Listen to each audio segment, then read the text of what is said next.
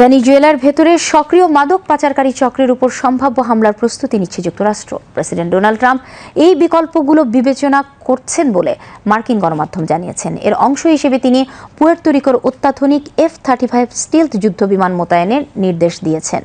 শুক্রবার মার্কিন সূত্রগুলো সংবাদ সংস্থাগুলোকে জানিয়েছে, ওয়াশিংটন কর্তৃক মাদক সন্ত্রাসী সংগঠন হিসেবে চিহ্নিত লাতিন আমেরিকার পাচারকারী নেটওয়ার্কের বিরুদ্ধে অভিযানের অংশ হিসেবে 10টি F-35 যুদ্ধবিমান পুয়ের্তো রিকোর একটি বিমান ঘাঁটিতে পাঠানো হয়েছে। CNN একাধিক সূত্রের বরাত দিয়ে জানায়, ট্রাম্প প্রশাসন ভেনেজুয়েলার অভ্যন্তরে মাদক পাচারকারী গোষ্ঠীগুলোর উপর সামরিক হামলার বিষয়টি গুরুত্বের সঙ্গে বিবেচনা করছে। এতে ওয়াশিংটন ও কারাকাসের মধ্যে ইতোমধ্যে তীব্র হয়ে ওঠা উত্তেজনা আরও বৃদ্ধি পাওয়ার আশঙ্কা দেখা দিয়েছে।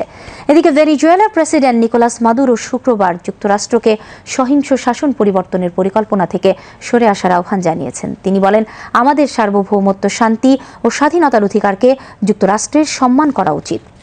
ট্রাম্পকে উদ্দেশ্য করে মাদুরো বলেন, আমাদের মধ্যে মতপার্থক্য থাকতে পারে, তবে তা কখনোই সামরিক সংঘাত ডেকে আনতে পারে না। ভেনেজুয়েলা সবসময় আলোচনার জন্য প্রস্তুত।